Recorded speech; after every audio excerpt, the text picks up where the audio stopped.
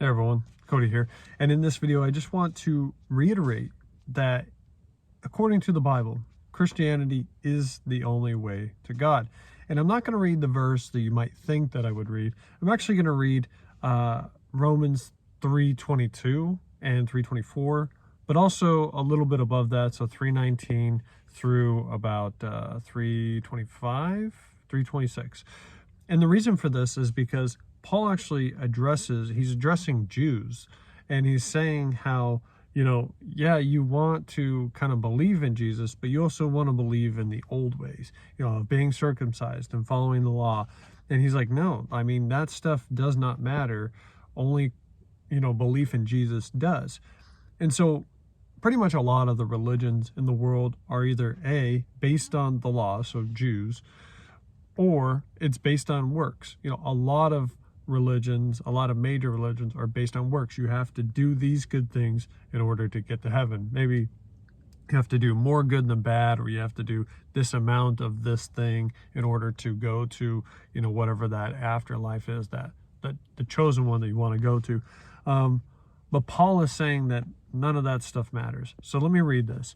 Romans 3:19, this is NIV. Now we know that whatever the law says, it says to those who are under the law, so that every mouth may be silenced and the whole world accountable to God. So God created the old laws in order to set the standards. And so the Jews were under the laws until Jesus came. Jesus said, I fulfilled the law and the prophets. Basically, love God and love your neighbor, and that fulfills all of the law. So, Jesus also said that he didn't come to abolish the law, but to fulfill it. So, he was kind of the new standard. So 3:20 is, therefore, no one will be declared righteous in God's sight by the works of the law. Rather, through the law, we become conscious of our sin. So God gave us the 10 Commandments and all the Mosaic laws because we needed something. We needed a structure. We needed rules to follow. And because we had fallen in the Garden of Eden, we were just kind of doing whatever we wanted. And we would say, I think it's is it Isaiah that says, like, their lips utter my praises, but my hearts are far from me. I don't remember the exact verse, but basically, we say we love God, but yeah, we do everything else, right? And so the laws were given to us because, one, we needed something. We needed a baseline. But two, because they had the laws, they could now say, okay, well, we know what's right and wrong. The problem with that is that they would just continuously break those laws over and over and over because we are going to sin. I mean, that's just how we are. We are sinful creatures. And God knew that, but we had to start somewhere. We had to have something, some kind of structure. All right, so 3:21. But now, apart from the law, the righteousness of God has been known, to which the law and the prophets testify. So this kind of ties back into Jesus himself saying that he did not come to abolish, but to fulfill the law. So basically, because Jesus followed all of the laws and the spirit of the law, he was validated basically by the law and the prophets because he fulfilled prophecies. They were talking about him coming, but also the law. He followed the law. And so he was basically considered righteous because of those two things. And they use this phrase over and over and over, the law and the prophets, the law and prophets. So Paul is kind of mirroring what Jesus himself said. And so in 3:22, we see that it says the righteousness is given through faith in Jesus to all who believe. There is no difference between Jew and Gentile. So that was Romans 3:22. This righteousness, again, I'm going to read it one more time. This righteousness is given through faith in Jesus to all who believe. So essentially, the way to look at this is that the law was set up to give us a baseline, to give us these kind of individual rules to follow. But God knew that we weren't going to follow them anyway, or we would follow them but still break them. And, they had their sin offerings and all these different offerings. But then when Jesus came, Jesus set the new standard. And because Jesus was, did follow them and he did fulfill those prophecies by the prophets, he was the perfect sacrifice. And so when we believe in Jesus, that righteousness is credited to us.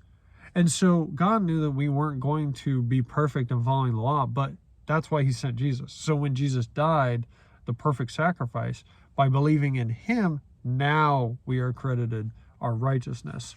And because we're given that to us when we believe, now we are righteous.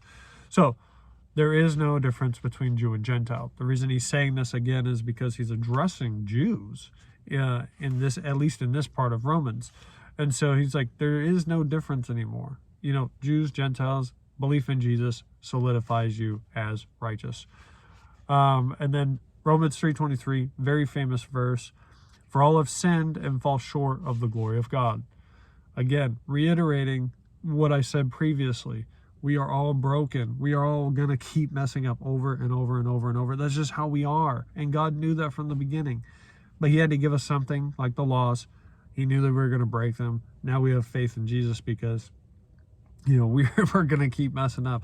But having our faith in him and not in the works that we do or the law of the Old Testament, now we are saved.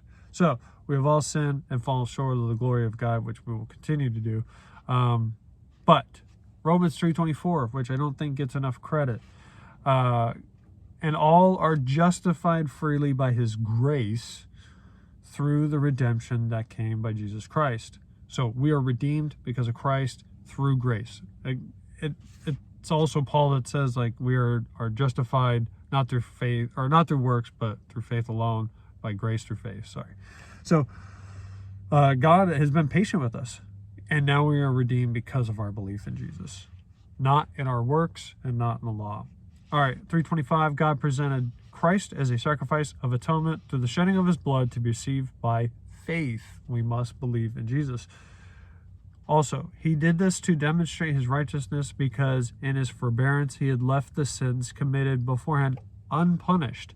So God was giving us time. So we haven't been judged yet, right? So we die and maybe we're judged at our death, but it's possible that we have not been judged yet. So our souls are in waiting when we die. We haven't been judged yet. And God was kind of giving us a chance. Now, I don't know for sure, you know, there's different arguments, but regardless, if we're still alive, we haven't been judged yet for sure. 26, the last one. He did it to demonstrate his righteousness at the present time so as to be just and the one who justifies those who have faith in Jesus. So basically, Paul is saying that, like, God couldn't just judge us if he didn't give us a chance to be atoned. And so in believing in Jesus, you know, he's giving us a chance. I would say most people know about Jesus. I'm not saying they believe in him or you know, have accepted him, but most people probably know of Jesus. Now, yes, there's probably people in remote areas that have never heard of him. Everybody makes that argument. I'm saying a lot of people, I would say more than half, know about Jesus. Whether or not they accept him is another story. But my point out of that is that God gave us a chance. He's giving us time, and he's giving us an opportunity to repent, to accept Jesus, and through that faith, we are credited as righteous. So ultimately, that was it. Just wanted to read those verses. They stuck out to me this morning when I was reading the Bible, and I thought that I would share them. So Romans 3:19 through 3:26, I think a great set of verses that just reiterates that there is no other way to get to God. And the only way we are credited as righteous is in belief through Jesus. So that's about it. Hope it meant something. I don't know. I'll see you guys. Bye.